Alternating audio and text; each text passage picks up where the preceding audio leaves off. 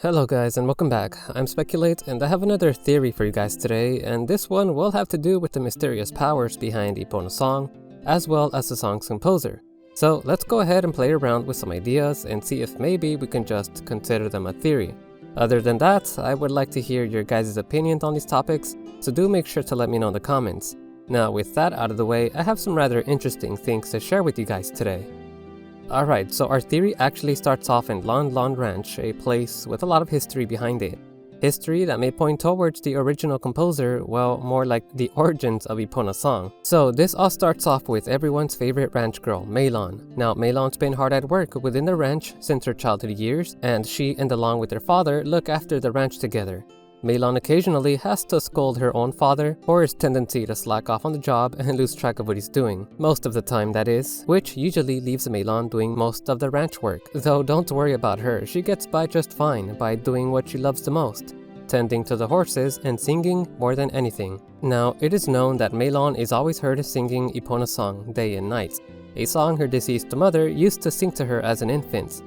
And believe it or not, that's the only backstory we ever get to the origins of Epona's song. Now, we know that Maylon's mother composed the song itself, so is it safe to assume that maybe she must have been a natural at taming horses, or maybe other types of wildlife, or maybe there were other powers at work here that we just didn't know about?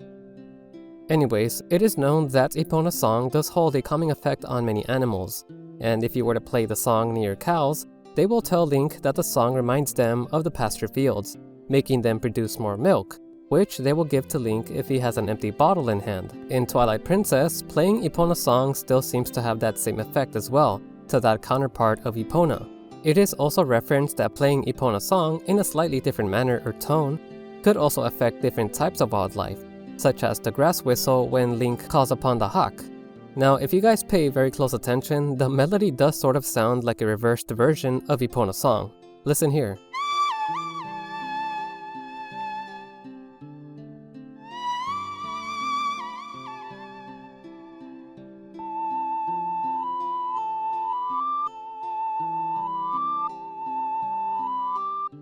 Now, this isn't the first time that the Zelda franchise has presented inverted music to the series.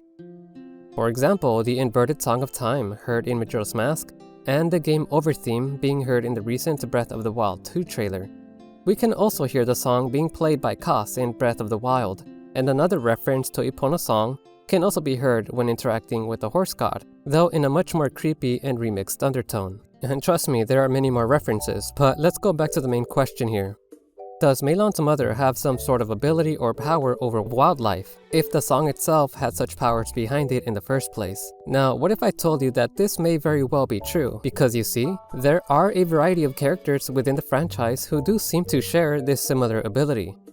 And our first example of that would be Mayrin from Link's Awakening. Mayrin is able to talk to many animals within the island, and she is seen singing to different types of wildlife as well, even being able to get them to do certain things, just like in this instance where she sings to a walrus to move out of Link's way. So you could say that this ability might in fact exist within certain people found within the Zelda timeline, and we know that Mayrin was actually inspired by the character Maylon from Ocarina of Time as well. And I know what you're gonna say. Seeing how Link's Awakening's entire mythos was nothing but an entire dream created by the Windfish could very well debunk this ability to exist in the real world, right?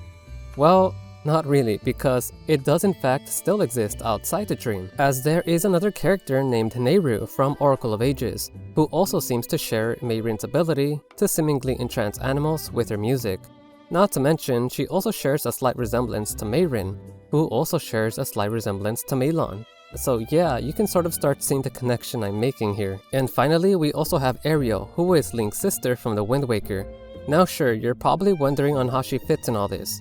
Well, you see, Eiji Aonuma did say that Ariel was originally going to be named Mariru, a name that stands for one's love of seagulls, and she was originally designed to be a similar character to Mayrin and Maylon from the previous games, as Ariel herself seems to hold an affinity towards animals as well, though this time being seagulls. And if that's not enough of a connection for you guys, well, you can also see the red hibiscus flower seen in Mayrin's hair appear in Ariel's dress design. which is how Link coincidentally mistook Mayrin as Zelda at first in the beginning of Link's Awakening. Now, a similar thing also happens to Ariel at the start of the Wind Waker, as she ended up being abducted by the Helmrock King, due to it mistaking her for Tetra, who in reality was Zelda the entire time. So even the Helmrock King was pretty confused. But Ariel was originally going to be one of these few characters to hold such powers over wildlife. Though her name being changed from Mariru to Ariel later on in the Wind Waker's development is still a big mystery, but still, she retains her ability to surround herself with seagulls, as the seagulls still stay by her side even after her abduction.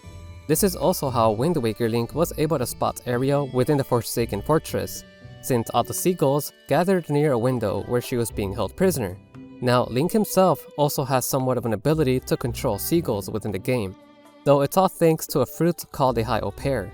When the fruit is positioned on the head, it can be used to attract seagulls. A seagull will then eat the high pear and will suddenly find itself being controlled by Link. And I always thought this to be pretty strange, because you see the fruit is only used to attract the seagulls, but for some strange reason, this Link is able to control a seagull.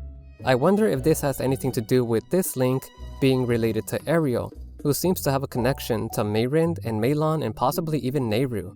Maybe I'm going on a limb here, but perhaps this Link is connected to Maylon's family lineage. Well, anyways, the point here is that some characters within the Zelda franchise do seem to hold this power over animals, and Maylon's mother could very well be one of these few rare individuals, or maybe one we haven't met yet within another future Zelda game. Now, Maylon herself might have this ability, who knows, considering that she was raised by someone who did. So let's say this, Maylon's mother composed the song itself, and maybe she enchanted the melody herself as well, since she had this power in the first place. Even so, it's pretty interesting on how these individuals were always present within the Zelda timeline, yet I didn't see much talk about them.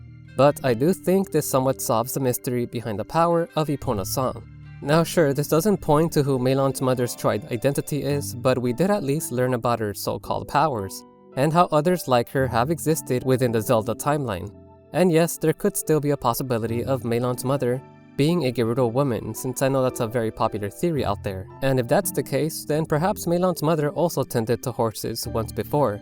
I mean, if she was indeed a Gerudo woman, then all you need to do is look towards the Gerudo Fortress. At the back, you will find an archery range and a stable. Who's to say she wasn't tending to the horses here at some point and maybe even training them?